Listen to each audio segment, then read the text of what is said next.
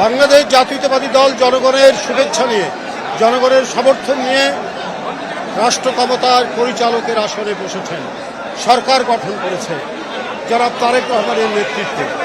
তার যে ঘোষিত কর্মসূচি, প্রত্যেকটি কর্মসূচি জনগণের স্বার্থে, মানব কল্যাণে এবং সামাজিক সুরক্ষা সহ অবকাঠামোগত যে উন্নয়নের তিনি পদক্ষেপ নিয়েছেন, সেই পদক্ষেপ যাতে সুচারুভাবে পরিচালিত হয় সেই বিষয়টি এবং জনকল্যাণে তার একটার পর একটা যে পদক্ষেপ, সেই পদক্ষেপগুলো একটি ক্ষমতায় আসীন একটি রাজনৈতিক দলের নেতাকর্মীরা সেইটা জনগণকে অবহিত করবেন এবং জনগণের সাথে তারা সম্পৃক্ত থাকবে।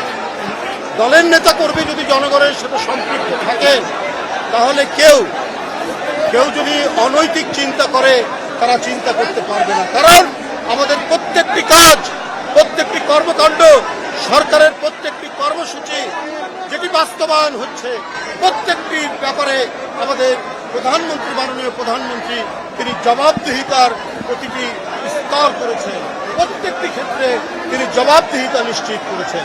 সুতরাং জনস্বার্থের বাইরে আমরা বাংলাদেশ জাতীয়তাবাদী দল তারা কোনো কাজ করবে না এবং একটি জনপ্রিয় রাজনৈতিক দল হিসাবে আজকে জনগণের কাছে জনপ্রিয় কেন? কারণ এর প্রতিষ্ঠাতা শহীদ রাষ্ট্রপতি জিয়াউর রহমান এবং তার সহধর্মিণী দেশনেত্রী মরহুমা বেগম খালেদা জিয়া, তারা যে জনকল্যাণে কাজ করেছেন, তারা যে নারীর ক্ষমতায়ন, তারা দেশের আর্থিক উন্নতির জন্য যে কাজগুলো করেছেন, সেই কাজগুলোই আজকে জনগণের কাছে বিএনপির জনপ্রিয়তা বৃদ্ধি করেছে। এখন তার সুযোগ্য পুত্র, জ্যেষ্ঠ পুত্র তারেক রহমান সেই ধারাবাহিক কাজ এবং তার নতুন কিছু কর্মসূচি যেটি জনগণের মাঝে অত্যন্ত জনপ্রিয়তা লাভ করেছে, সেগুলো তিনি বাস্তবায়ন করছেন। তো আমরা দলের নেতাকর্মীরা সেই বাস্তবায়নকে আমরা সহযোগিতা করব, আমরা সেটিকে জনগণের কাছে তুলে ধরব এবং এই তুলে ধরার মধ্যে দিয়েই জনগণের কাছে আমাদের দলের জনপ্রিয়তা, বিএনপির জনপ্রিয়তা আরও বৃদ্ধি পাবে। তাই নেতাকর্মীরা তাদেরকে সারা দেশের যারা হয়তো দুই একজন থাকতে পারেন, বিভিন্ন অনৈতিক কর্মকাণ্ডে থাকতে পারেন, তাদেরকে বলবো যে 5ই আগস্টের পর থেকে দেখেছেন আমাদের চেয়ারম্যান কত শক্ত হাতে যারা দলের নাম ভাঙিয়ে নানা ধরনের অপকর্মে যুক্ত ছিলেন তাদের বিরুদ্ধে শক্ত পদক্ষেপ নিয়েছেন। সুতরাং কেউ অনৈতিক কাজ করবেন না, গঠনমূলক কাজে থাকবেন, দলকে শক্তিশালী করতে হবে এবং দলের নেতাকর্মীরা যাতে তারা জনগণের প্রতিনিধি হিসাবে কাজ করতে পারে সেই চেষ্টাই তারা করবেন। আমি আর বক্তব্য দীর্ঘায়িত করব না।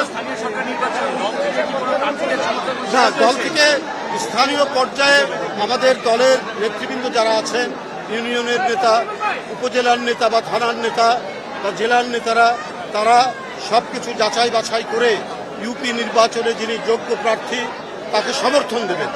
কারণ দলীয় প্রতীকে এখন তার নির্বাচন হবে না, তারা সমর্থন দেবেন দলের নেতাকর্মী এবং আমাদের যারা সমর্থক আছেন তাকেই তারা সমর্থন করবেন।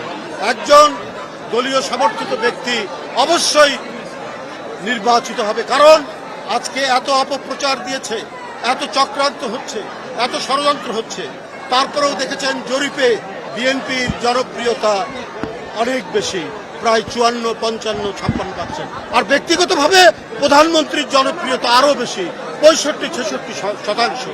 সুতরাং জনগণের পক্ষে, জনগণের স্বার্থে এবং জনগণের জন্য কাজ করলে সেই দলের সরকার কোনোদিনই ব্যর্থ হবে না। সেই সরকার একটি জনগণের সমাদৃত সরকার হিসেবে নিয়োজিত থাকবে। ধন্যবাদ।